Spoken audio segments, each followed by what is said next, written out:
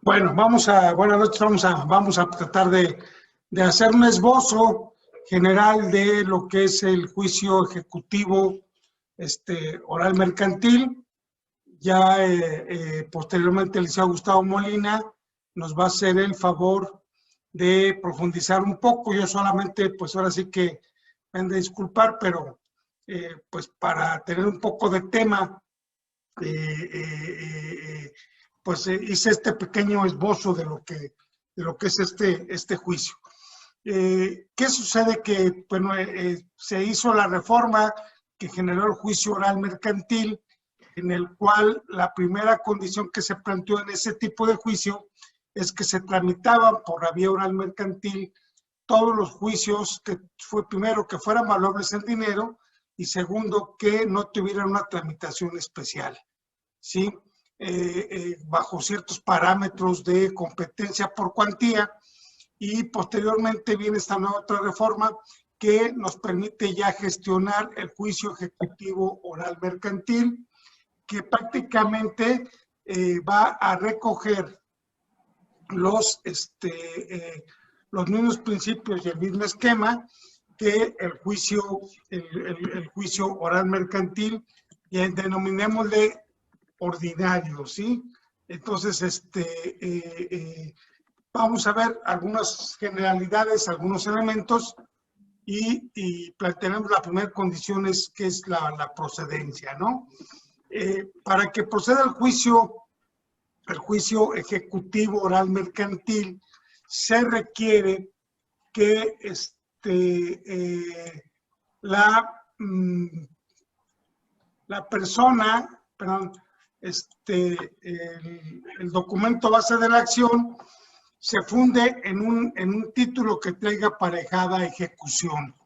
Evidentemente, se dice que traen aparejadas ejecución aquellos documentos que son de plazo vencido, tienen una cantidad líquida y son exigibles. Esto es, no están sujetos a un plazo, término o condición, y son susceptibles de ser traducidos a una cantidad en dinero, ¿no? Y entre ellos señala la propia ley que, no sé si alguna cuestión aquí es... ¿alguien está mandando mensajes? Ah, ok, pues que me está marcando aquí que tengo mensajes. Ya, perdón. Bueno, nos dice que es la sentencia ejecutoriada y los laudos arbitrales, ¿sí? Aquí habría que ver si también en ese contexto los laudos de arbitrales que se generen en algún arbitraje de naturaleza civil pudiesen tener alguna cabida en la vía ejecutiva civil, pero evidentemente estamos aquí excluyendo los laudos laborales porque los juicios laborales van a plantear con la reforma la generación de una sentencia. Aquí sí me llama un poquito la atención de la sentencia ejecutoriada, porque se supone que la sentencia se va a ejecutar dentro del mismo juicio en que se dictó la sentencia. Pensemos, por ejemplo, una sentencia en un juicio ordinario mercantil que condena a una de las partes al pago de una cantidad determinada. Yo no tendría por qué pedir copia certificada de esa sentencia, sacarla y llevarla a otro juicio, cuando puedo ejecutarla dentro del mismo procedimiento. De hecho, la ley establece un procedimiento de ejecución de sentencia en materia mercantil, ¿sí? Los instrumentos públicos, reconocimiento de adeudo frente a un notario, los testimonios en los que consta alguna obligación exigible y líquida. Entonces, cualquier tipo de documento público que se caracteriza precisamente por contener una obligación valorable en dinero y que sea exigible, pues trae aparejada ejecución. Yo creo que aquí es una lástima de la redacción de la ley, porque cuando dice los testimonios y los instrumentos públicos, pues un testimonio es un instrumento público, ¿no? Como consecuencia de ello me parece redundante, ¿no? La confesión judicial del deudor, ¿qué es lo que establece la ley? La ley nos dice en el capítulo de la prueba confesional que cuando una de las partes confiese una demanda y este tipo de confesión reúne los requisitos de ser prueba plena y afecta toda la demanda, pues esa misma confesión va a traer aparejada ejecución siempre y cuando esa confesión implique el reconocimiento de una cantidad líquida y que no haya alguna sujeción a un plazo o condición de alguna manera, ¿no? Los títulos de crédito, pues que es la tradicional, ¿no? Prácticamente todo lo que tendría que ver con pagarés, letras de cambio, cheques, etcétera. Todo lo que está regido por la ley de títulos de operaciones de crédito, y que traen aparejada la ejecución. En materia de seguros, ¿qué es lo que plantea? Esto es un procedimiento contra las aseguradoras.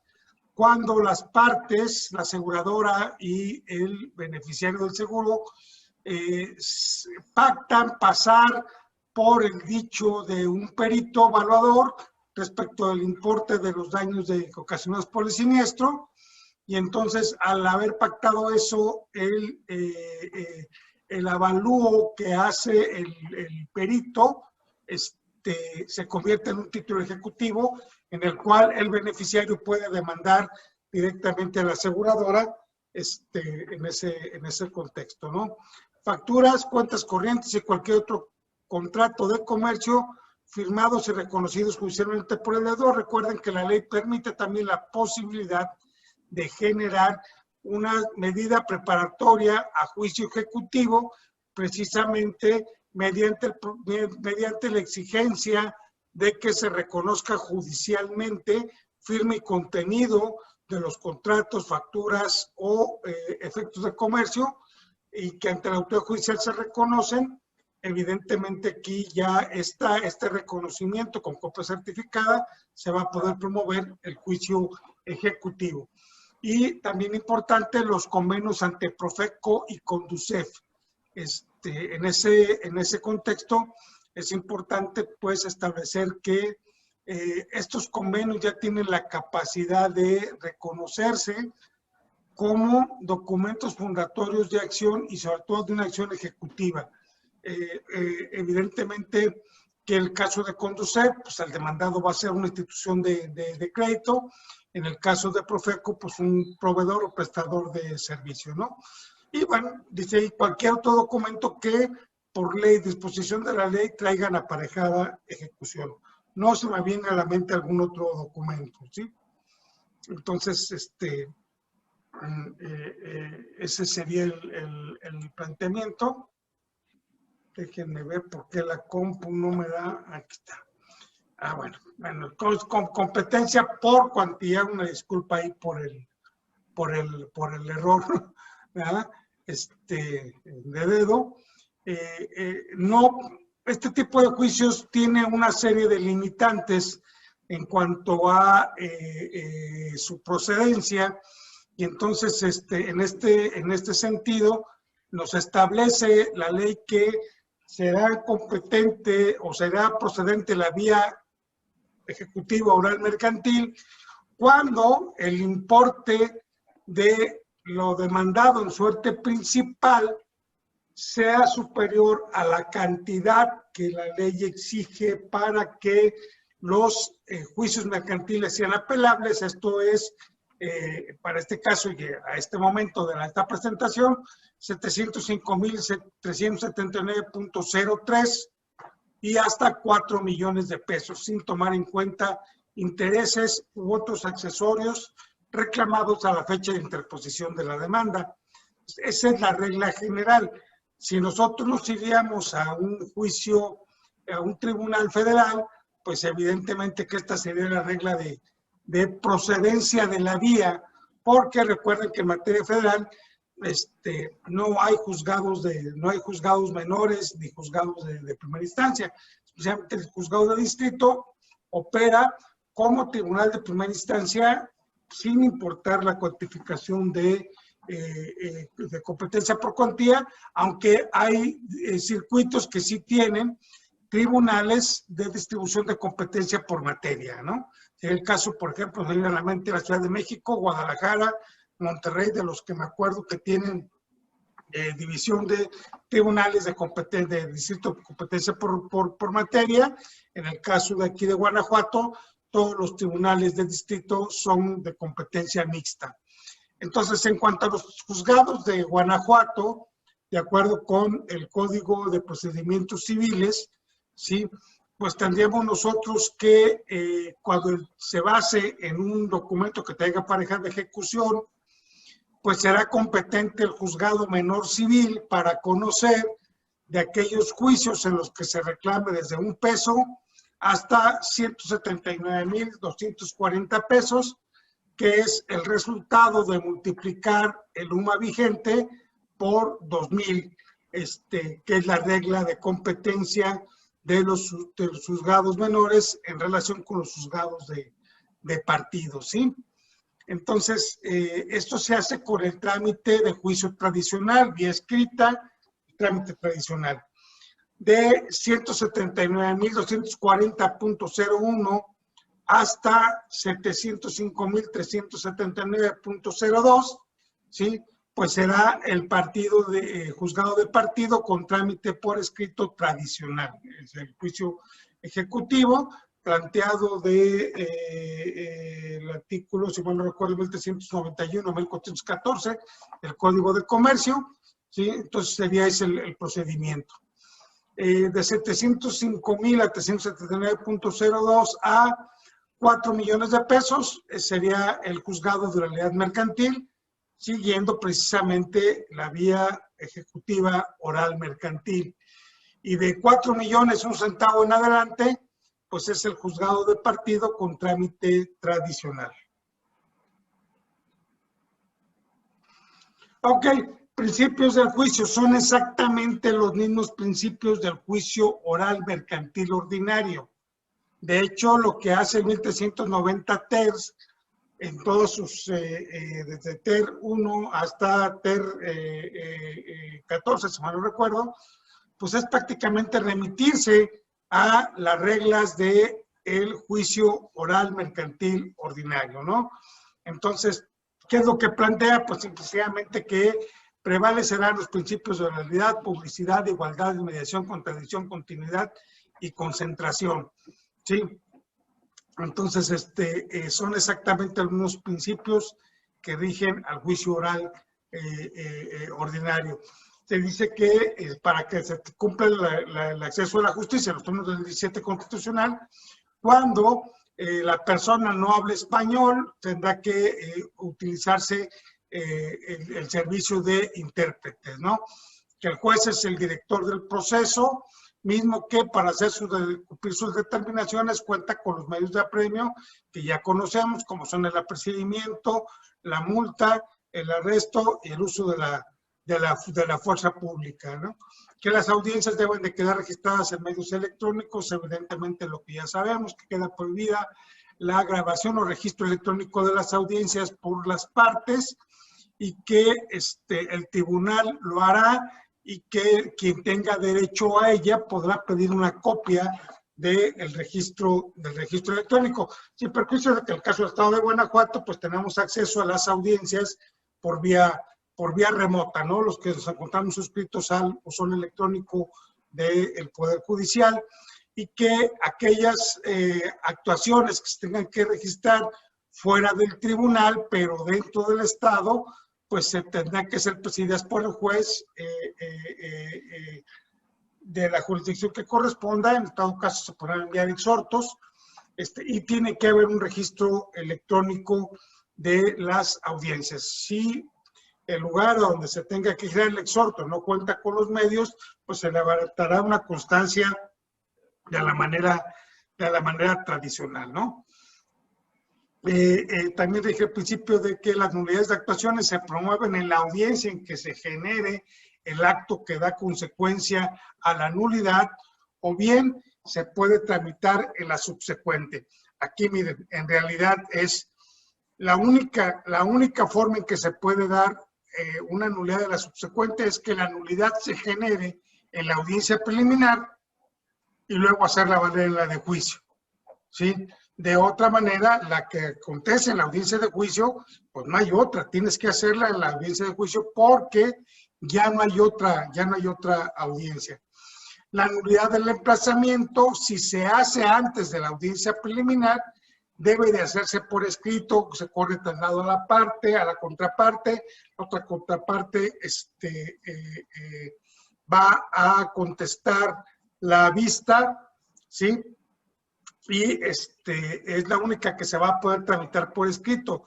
Las que se gestionen en la audiencia se van a gestionar en forma oral.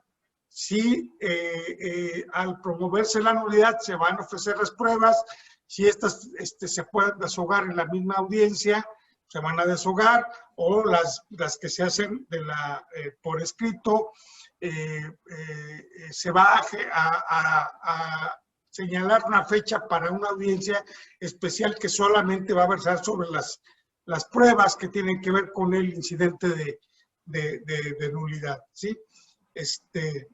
Y el juez tendrá que resolver en esa audiencia o dentro de la propia audiencia si procede o no la nulidad que se está reclamando, ¿no? La regla de aquí de que el juez solo puede ser recusado hasta antes de la calificación de las pruebas, de tal manera que aun si el juez tuviese impedimento y ya pasó la calificación de las pruebas, pues ya queda fincada la competencia subjetiva del juez y ya no puede ser motivo de recusación.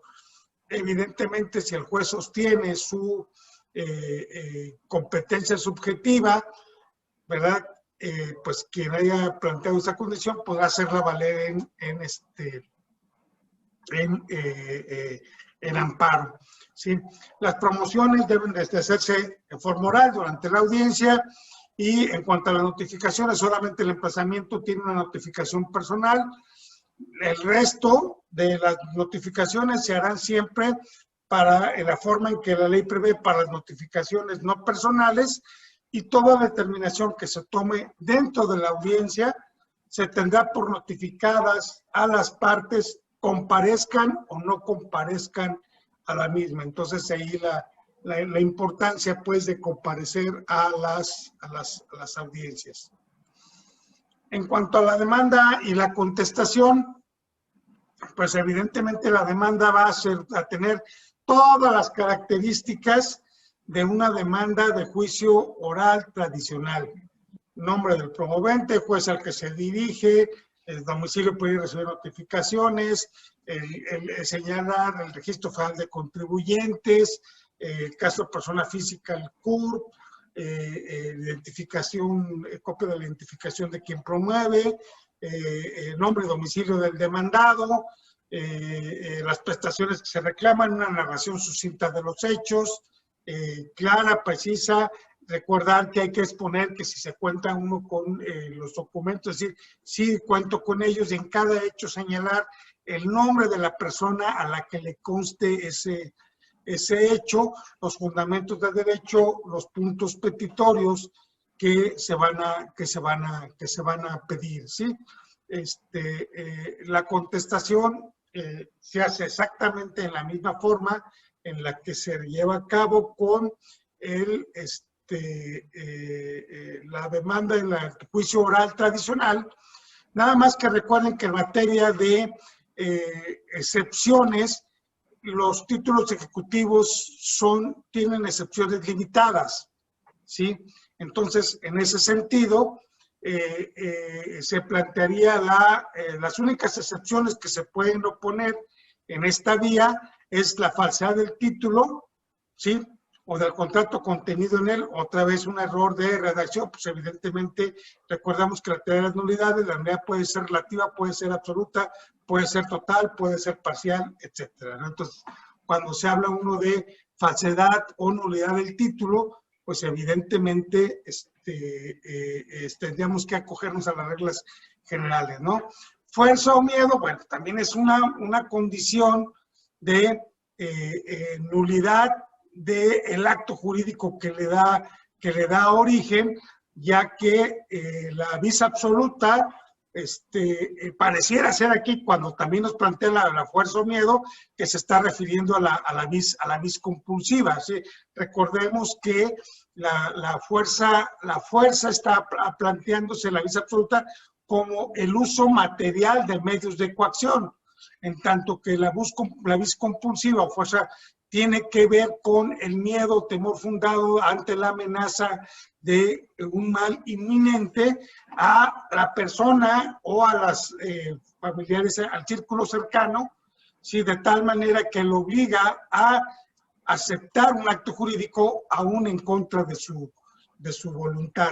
Pero yo creo que esta parte, bueno, también estaría dentro de lo que es la falsedad del título, porque un acto jurídico arrancado por la violencia, pues es un acto falso, porque no hay una realidad que esté reflejada en el documento, ¿no? La prescripción o caducidad del título, recordemos que en materia mercantil, prescripción es la pérdida o ganancia de un derecho por el simple transcurso del tiempo, en tanto que la caducidad puede plantear, por ejemplo, la pérdida de la vía, como sería, por ejemplo, el caso del cheque, que se cuenta con 6 meses para hacer su reclamación, o de 2 años, si mal no recuerdo, en los títulos de crédito, ¿no? La falta de personalidad del ejecutante o del reconocimiento de la firma del ejecutado. Aquí, bueno, pues sí, puede plantearse la cuestión de falta de continuidad en los endosos, o que el poder con el que se ostente la persona, pues no carezca de facultades o carezca de representación, ¿sí? La falta de reconocimiento de la firma del ejecutado cuando sea un requisito exigible que ese documento sea reconocido. Entonces, si, por ejemplo, yo estoy planteando que el documento que se basa es de aquellos que se reconoció en un instrumento público, me dicen, no, pues es que el señor no fue quien lo reconoció, sino fue un tercero. Aquí habría que jugar un poquito con los supuestos, ¿no? Pero pareciera ser que se va en alguna manera mezclando cuestiones de nulidad con cuestiones de una descripción enunciativa que pareciera ser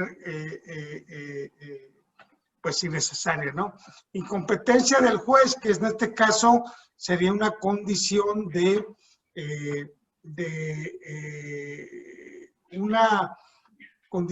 una excepción de previo y especial pronunciamiento, ¿sí? Y que de alguna manera esto va a dar lugar a una cuestión de competencia. Yo creo que también habría que plantear aquí la de la improcedencia de la vía. Si a mí me demandan con un título que no es ejecutivo, evidentemente creo que puedo plantear válidamente la excepción de improcedencia de la vía, ya que la vía es de orden público. Pago o compensación, o sea, el pago que puede ser total, puede ser parcial. La compensación, recuerden ustedes que es aquella condición en la cual acreedor y deudor tienen ambas partes tienen la característica de ser mutuamente acreedores y deudores. Entonces, si yo debo una cantidad, pero a su vez el acreedor me debe otra cantidad a mí, y ambas deudas están vencidas, puedo hacer valer la compensación a efecto de que la parte que a mí me debe el acreedor sea descontada del capital y entonces solamente pagar la diferencia. Remisión, que es el perdón de la deuda, la quita, que es el perdón parcial de la deuda en materia mercantil, oferta de no cobrar o espera, y novación del contrato. Yo creo que la oferta de no cobrar o espera, pues es una forma de modificación o de novación del contrato. Recuerden que para algunos tratadistas de derecho, no hay novación si no hay una sustitución de una obligación por otra, en tanto que la modificación de las condiciones, ya sean de las modalidades del contrato, ya sea plazo o condición, para algunos autores esto no implica una innovación, sino simplemente una modificación de las condicionantes del contrato, ¿no? Aquí la cuestión es que todas las excepciones que vayan de falta de personalidad a la innovación del contrato, aquí lo dice la ley, yo creo que lo de la incompetencia del juez no entra dentro de esto, dice, solamente es válido si se funda en prueba documental, ¿no? Entonces, en ese contexto, la incompetencia del juez, pues yo puedo no tener una prueba documental o el mismo título de crédito me va a generar este aspecto, ¿no? Y en los títulos de crédito se puede agregar además las excepciones personales, que sería la que hace diferencia en relación con las del 1391 y el octavo de la Ley General de Títulos de Operaciones de Crédito, que sería la 11ª fracción del octavo, que es las excepciones de carácter personal. Reglas especiales de excepción contra la sentencia, cuando se pretende ejecutar una sentencia mercantil, pues si esta se ejecuta dentro de los 180 días, solamente cabe la excepción de pago.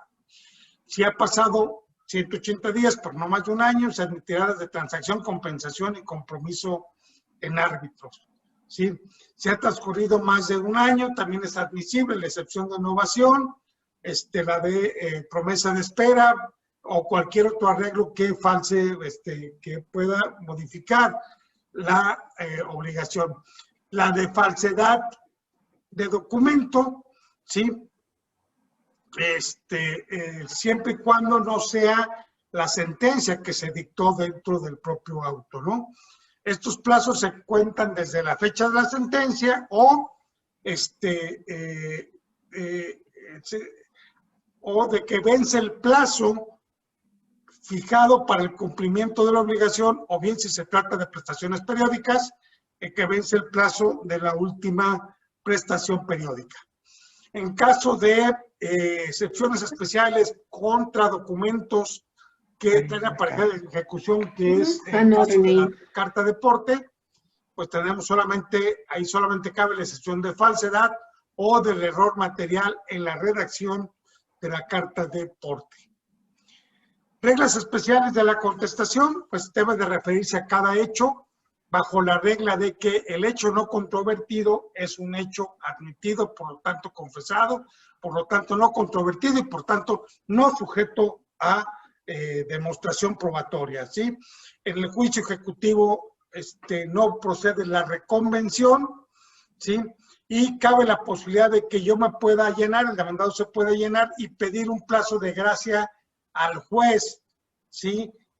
Evidentemente, en este caso el juez le da vista a la otra parte, él contesta y el juez con la contestación o transcurrido el plazo va a citar a la audiencia de juicio, va a resolver sobre el plazo de gracia solicitada y va a dictar la sentencia, de tal manera que en este caso, al allanarse y pedir plazo de gracia, no va a proceder la audiencia preliminar, se pasa directamente a la audiencia del juicio y también, bueno, tenemos la vista de la contestación de la demanda, ¿no? Entonces, exactamente igual que en el juicio ordinario, que en el juicio ejecutivo por vía tradicional y el juicio oral ordinario, con la contestación de la demanda se da vista a la parte actora por el término de 3 días para que la desahogue. Y en este aspecto básicamente es para que proponga pruebas en contra de las excepciones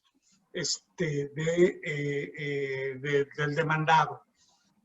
Nuevamente recuerdo a ustedes que se presenta la demanda, si la demanda se oscura irregular, el juez deberá de prevenir al actor para que presente nueva demanda, corrigiendo las omisiones o consideraciones que el juez estableció expresamente en su auto de requerimiento.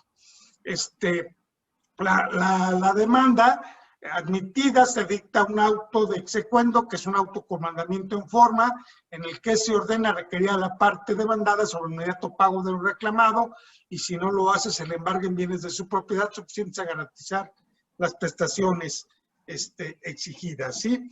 Y bueno, la regla general es que solo se puede emplazar una vez que se ha hecho el embargo. ¿Por qué? Porque pues si no, cambiamos estampitas. Si yo tengo un título ejecutivo, que si no embargo bienes, pues va a dar luego una sentencia que se va a convertir en otro título ejecutivo y que al final de cuentas sobre una cuestión cultural.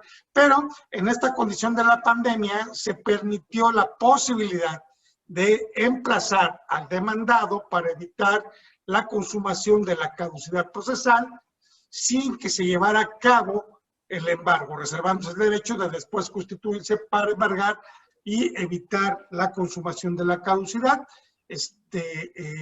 Pues creo que es una condición que una vez se supere lo de la pandemia, pues vamos a volver otra vez al aspecto, ¿no? En cuanto al procedimiento, es idéntico al ordinario, son dos audiencias, una audiencia preliminar que va a plantear la cuestión de trabar la litis, la fase conciliatoria, el que se resuelvan las excepciones dilatorias y, en su caso, la calificación, admisión de las pruebas, preparación de las mismas y señalamiento de la día y hora para el desahogo de juicio, la audiencia de juicio que tiene por efecto recibir las pruebas, formular alegatos y citar para la sentencia que se deberá dictarse dentro de los 10 días siguientes, porque ahí la audiencia no concluye, si se suspende y se va a reanudar dentro de los siguientes 10 días, ¿no? Las reglas de ofrecimiento, admisión y desahogo de pruebas es exactamente idéntico al oral ordinario, lo mismo los incidentes, la ejecución y la caracterización de que las resoluciones son irrecurribles, ¿sí? En este caso, nada más recordar que el artículo 25 del Pacto de San José, que establece el derecho humano a un recurso judicial efectivo, la Corte ya se ha pronunciado que en este caso es el amparo lo que va a constituir el recurso judicial efectivo y que por lo tanto el hecho de que la ley plantee como irrecurribles cierto tipo de juicios no violentan los derechos humanos. Bueno, esto fue lo que dijo la Corte, opinión que no comparto, ¿sí?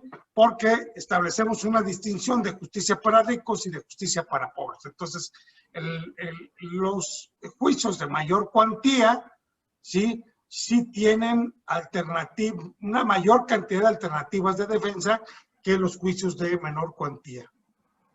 Y pues bueno, esto es lo que yo preparé, ¿sí? Pues ahí para de disculpar lo rápido, pero pues esa es la presentación que traigo. Nos quedan 2 minutos con 20 segundos. Si nos cortamos, volvemos a entrar al mismo enlace y terminamos de comentar. Si hay preguntas, comentarios. Yo, Carlos. Adelante. Bueno, primero el maestro Gustavo, por favor. No, llegué tarde, maestro, sí que puedes empezar. No, pero la jerarquía se impone. Adelante. Bueno, gracias. Bueno, nada más, bueno, primero disculparme tanto por la llegada tarde como por que la verdad se me borró que yo había planteado esta cuestión del juicio oral y han dado hasta las chanclas, afortunadamente. Planteada la disculpa. Y nada más, son 3 puntitos. Uno, en relación a los convenios. Yo supongo que dentro de la última fracción de los títulos ejecutivos, pues cabrían, supongo, los convenios que se celebran ante el Centro Estatal de Justicia Alternativa, cuando en su caso pudieran involucrar a cuestiones mercantiles, pues, ¿no? Que no veo por qué no.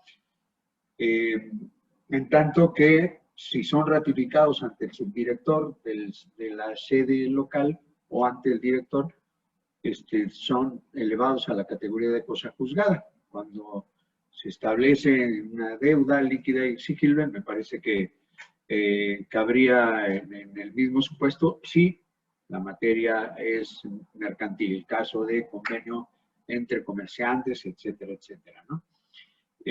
Una primera cuestión. Un comentario que me parece que es absurdo, que la manera en que está planteada las vías genera que, por un lado, los asuntos de más de 4 millones y por otro lado, los que están entre 179,240 y 705,000 pesos se tramitan por la vía tradicional escrita, cuando que, serían algo así como materia por el monto. Ok, entonces estaba comentando la incongruencia que me parece hay con esto de que, y que creo que finalmente va a terminar con alguna reforma, que los asuntos de más de 4 millones de pesos, igual que los asuntos que están entre 179,000, la competencia del menor, y los 705,000, la posibilidad de apelar, aunque no sea en el caso, que se tramiten de la misma manera cuando son los mayores y unos que bien podrían caber en la categoría de asuntos menores, aun cuando los juzgados menores de competencia es una cosa ya de nada, ¿no? Bueno, pero esto es una anotación así. Luego, la otra cuestión, planteaste, Carlos, que solo, o así lo entendí yo, que solo con motivo ahora de la pandemia se autorizó excepcionalmente, y me parecería que tu opinión va por ese lado, que no se embargue siendo un juicio ejecutivo mercantil. Yo recuerdo que se considera como que la posibilidad de embargar es un privilegio del ejecutante en este caso, y como privilegio es renunciable. Renunciable por distintos motivos. No recuerdo exactamente ahorita cuáles fueron los motivos, pero una temporada en que incluso yo recuerdo haber renunciado al privilegio de embargar para poder iniciar el juicio. Teníamos alguna cuestión de urgencia por parte del cliente y sin ningún problema, aunque no estábamos evidentemente en pandemia, sin ningún problema se consideró procedente precisamente por ese argumento. La posibilidad de embargar es un privilegio del ejecutante. Bueno, y luego lo último es manifestar totalmente de acuerdo contigo. Me parece que es una burla este rollo de que en los juicios ejecutivos se considere como el recurso al que hacen referencia a los tratados internacionales, el recurso ágil para hacer valer en su caso el juicio de amparo. La verdad es que esa fue una resolución, me parece totalmente fuera del lugar, pues, ¿no? El hecho de que los juicios ejecutivos sean juicios sin recursos son, aparte de una situación, generan una disparidad, como mencionó Carlos, en el sentido de beneficio de los más ricos, por un lado, y por el otro lado viola el derecho al recurso eficaz, ¿no? que se prevé en los convenios internacionales. Esos eran los comentarios. Ok, bueno, contestando un poquito tu primer comentario, efectivamente yo comparto contigo que aquellos convenios celebrados en los centros de justicia alternativa que impliquen condiciones mercantiles y que tengan estas caracterizaciones de ser de plazo cumplido, exigibles y con cartera líquida, son tramitables en juicio ejecutivo mercantil por la vía oral o por la vía tradicional, según corresponda, ya que el propio 1191 establece que aquellos que la ley diga que traen aparejada ejecución, y evidentemente si la ley de justicia alternativa está planteando que esos convenios ratificados ante el subdirector, que esa es otra cosa que de plano me parece absurdo, ¿sí? Porque entonces no estás confiando en tu subalterno, que es un funcionario público y que está en ejercicio de sus funciones, y que por definición un documento público es aquel que es generado por un funcionario público en el ejercicio de sus funciones. Yo creo que sí, cabe perfectamente bien dentro de la categoría de la última fracción del 1391 y por lo tanto admite el trámite.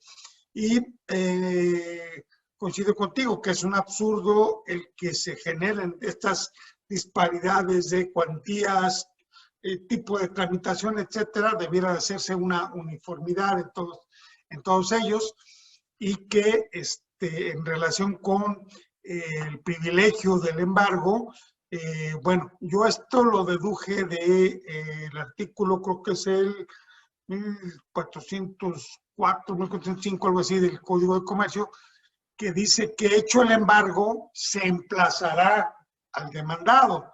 Eso me permite a mí asumir que la ley está planteando que hay un orden y que primero es el embargo y después es el emplazamiento.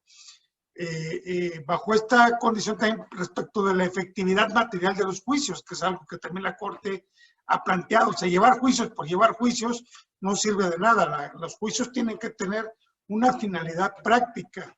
Y entonces, yo creo que pues por eso es que asumo esa posición de que el juicio ejecutivo, por su propia naturaleza, primero debe de prevalecer el aseguramiento de bienes, porque acuérdate que la condición aquí es, en el juicio ordinario, primero obtienes el reconocimiento del derecho y después ejecutas. En el juicio ejecutivo tú partes de un documento que presupone la legitimidad, exigencia de tu crédito y por lo tanto te da el privilegio de que primero embargues y después te sentencien al ejecutado, ¿no? Pero yo creo que en esta nueva modalidad de juicio que debe de prevalecer el mayor beneficio al justiciable, creo que también es válido que se puede decir, bueno, para este caso me estás justificando una razón que amerita en atención al principio pro actione, no te voy a limitar tu acceso a la justicia por un exceso de formalidad procesal y te voy a permitir que tú avances en el proceso, ¿no? Mi opinión. Abdiel, creo que tú traías también un comentario. Gracias, Carlos. Lo que sucede es que con el primer planteamiento del maestro Gustavo Molina, quedó cumplido, satisfecho. La respuesta me parece muy adecuado, el planteamiento, la respuesta también, y gracias. Solo el primero, ¿eh? Lo demás lo aprendí. Okay. Pues alguien más que tenga algún comentario, Nora, Oscar. ¿Alguna otra cosa, mi estimado Gus? Tienes apagado tu micro. Tienes apagado tu... Ya. Sí, no, decía, no, las cuestiones que son discutibles, y creo que lo interesante es que hay argumentos tanto para un lado como para el otro, y coincidimos, pues, ¿no? Finalmente, en la posibilidad, ¿no? Entonces, nada por ahí